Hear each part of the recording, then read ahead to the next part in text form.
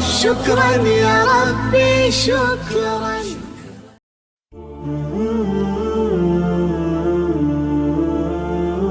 அஸ்ஸலாமு அலைக்கும் வரஹ்மத்துல்லாஹி வபரகாத்துஹு.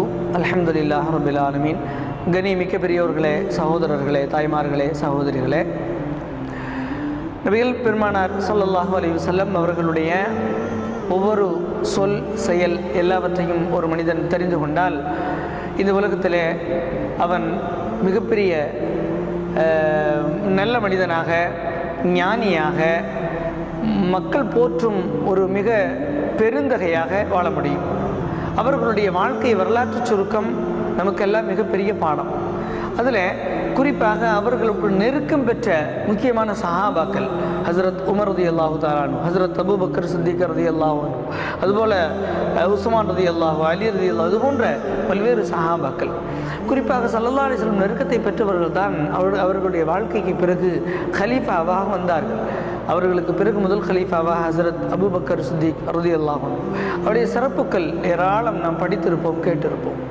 ஸல்லல்லாஹு அலைஹி வஸல்லம் அவர்கள் சொன்னார்கள், எனக்கு பிறகு எனக்கு நேசமாக, இறைவனுக்கு நேசமாக இந்த மக்களை புரிந்து கொண்டு அவர்களுக்கு நீதமான ஆட்சி செலுத்துவதற்கு தகுதியானவர்களாக ஹசரத் அபூபக்கர் சித்திக் ரலியல்லாஹு அன்ஹு அவர்கள் இருக்கலாம், அவர்களுக்கு அந்த தகுதி இருக்கிறது என்பதை பறைசாற்றி இருக்கிறார்கள். எனக்கு பிறகு இவர்கள் தான் வர வேண்டும் என்று சொல்லாவிட்டாலும் அவர்கள் அதை வெளிப்படையாக பறைசாற்றி இருக்கிறார்கள். ஹசரத் உமர் ரலியல்லாஹு தஆலா அன்ஹு அவர்களை பற்றி சொல்லுகிற பொழுது நீதத்தின் மறுபெயர் உமர் ரலியல்லாஹு என்று சொல்லியிருக்கிறார்கள். உஸ்மான் ரலியல்லாஹு தஆலா அன்ஹு மிக நெருக்கமானவர்கள், ஸல்லல்லாஹு அலைஹி வஸல்லம் அவர்களுடைய மருமகனும் கூட. அது மட்டுமல்ல, ஹசரத் உஸ்மான் ரலியல்லாஹு தஆலா அன்ஹு அவர்களுடைய சில சிறப்பு இயல்புகளை பற்றி சந்தர்ப்ப நேரங்களிலே நபி ஸல்லல்லாஹு அலைஹி வஸல்லம் மற்ற சஹாபாக்களுக்கு சொல்லியிருப்பார்கள். அலி ரலியல்லாஹு தஆலா அன்ஹு அவர்களை பற்றி சொன்ன ஒரு வார்த்தை ஒரு தனி சமுதாயம் உருவாகுவதற்கு காரணமாக அமைந்து விட்டது. ஸல்லல்லாஹு அலைஹி வஸல்லம் அப்படி உருவாக்க சொல்லவில்லை, உருவாகி இருக்க வேண்டிக் கொள்ளவும் இல்லை. ஸல்லல்லாஹு அலைஹி வஸல்லம் சொன்னார்கள், அலி ரலியல்லாஹு அன்ஹு அவர்களுடைய நாவில் இறைவன் பேசுகிறான். அலி ரலியல்லாஹு தஆலா அன்ஹு அவர்கள் ஸல்லல்லாஹு அலைஹி வஸல்லம் வளர்த்த பிள்ளை, உறவு முறையிலே தனக்கு தம்பி, பின்னால் உறவு முறையிலே தனக்கு மருமகன் என்றெல்லாம் இருந்த பிறகு கூட அவர்களுடைய நெருக்கத்தை பெற்றவர்களில் இவர்களும் ஒருவர். ஆக இவர்கள் வாழ்க்கையில் நடந்த பல்வேறு சம்பவங்கள், ஒரு முறை இந்த 4 ஹலீஃபாக்களோடு பல்வேறு சஹாபாக்கள் அமர்ந்து கொண்டிருக்கக்கூடிய ஒரு சபை. ஸல்லல்லாஹு அலைஹி வஸல்லம் கொஞ்சம் உணர்ச்சி வசப்பட்டவர்களாக ஒரு அழகான விஷயத்தை சொல்ல வேண்டும் என்ற ஆவலில் அந்த சபையில் அமர்ந்திருக்கிறார்கள். சொல்கிறார்கள், அன்பு என்றால் என்ன தெரியுமா? சமீபத்தில் ஒரு சில ஊடக ஒளிப்பதிவிலே நாம் கேட்க நேர்ந்தது, அன்பு என்று சொன்னால் அது இறைவன் என்பதாக. இறைவனுடைய தன்மையில் சிஃபத்துக்களில் அன்பும் ஒன்று, அன்பும் இருக்கிறது. அல்லாஹ்வுடைய 99 திருநாமங்கள் என்று சொல்லுகிறோம். அது அவருடைய இறைவனுடைய பெயர் அல்ல, அவனுடைய தன்மை, அவன் வெளிப்படுத்தக்கூடிய தன்மைகள். அது கடுமையான தன்மையும் இருக்கும், இரக்கம் போன்ற அழகான தன்மைகளும் இருக்கும். எல்லாமே இறைவனுடைய தன்மைகள் தான். அவனுக்கு எதிராக பாவம் செய்கிற பொழுது கோபப்படுவான். கஹார், அடக்கி ஆள்பவன், இந்த வார்த்தையெல்லாம் வரும்.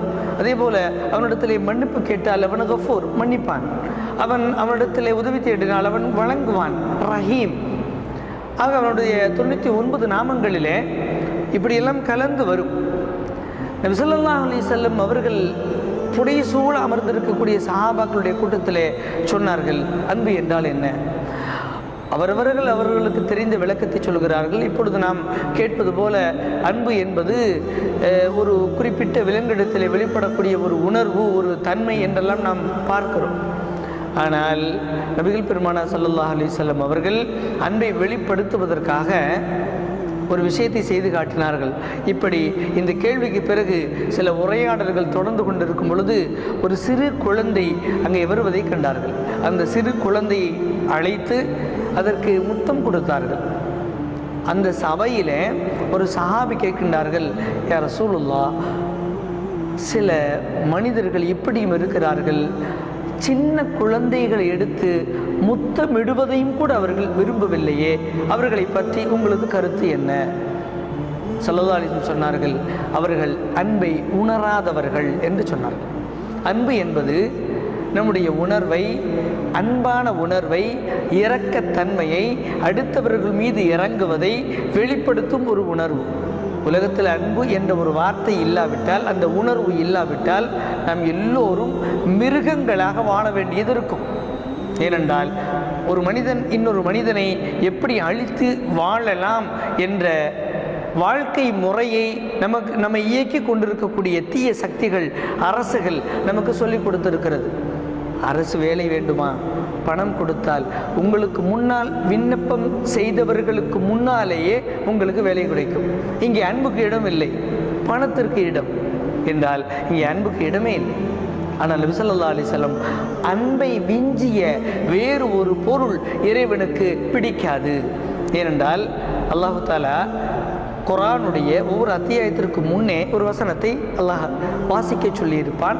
பிஸ்மில்லாஹிர் ரஹ்மானிர் ரஹீம். ரஹ்மான் என்பதற்கும் அன்பானவன், ரஹீம் என்பதற்கும் அன்பானவன் என்ற பொருள் இருக்கிறது. ஆனால் ரஹ்மான் என்ற வார்த்தைக்கும் ரஹீம் என்ற வார்த்தைக்கும் வித்தியாசம் இருக்கிறது. ரஹ்மான் என்றால் நல்லவர் கெட்டவர் எல்லோருக்கும் அன்பு செலுத்துவது. ரஹீம் என்றால் நல்லவர்களுக்கு மட்டும் அன்பு செலுத்துவது. நபிகள் பெருமானார் ஸல்லல்லாஹு அலைஹி வஸல்லம் உண்மையான அன்பை சொல்லிக் கொடுத்தார்கள். நீங்கள் ஒருவர் மீது அன்பு செலுத்த வேண்டும்.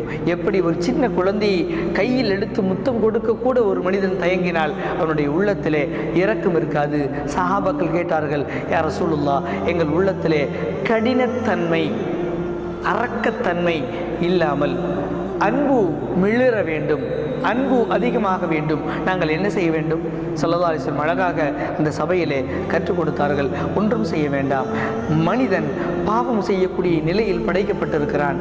நீங்கள் அதிகமாக பாவ மன்னிப்பு தேடிக்கொள்ளுங்கள். உங்கள் உள்ளம் இறுக்கத்திலிருந்து வெளிவந்துவிடும், இறுக்கம் அகன்று விடும். உங்கள் உள்ளத்திலே அன்பு இழையோடும், அன்பு அதிகமாகும் என்று சொல்லிக் கொடுத்தார்கள். ஆகவே ஸல்லல்லாஹு அலைஹி வஸல்லம் சொல்லிக் கொடுத்த ஒரு சின்ன வார்த்தையிலும் கூட ஒரு அழகான பாடம் இருக்கிறது. இதையெல்லாம் கற்றுக்கொண்டால் நம்முடைய நடைமுறை ஒவ்வொரு நாளும் அழகான வாழ்க்கை வாழக்கூடிய வாய்ப்பை அல்லாஹ் தருவான். அல்லாஹு தஆலா அப்படிப்பட்ட நல்ல வாழ்க்கையை நம்ம எல்லோருக்கும் தருவானாக. அஸ்ஸலாமு அலைக்கும் வரஹ்மத்துல்லாஹி தஆலா வபரகாத்துஹு.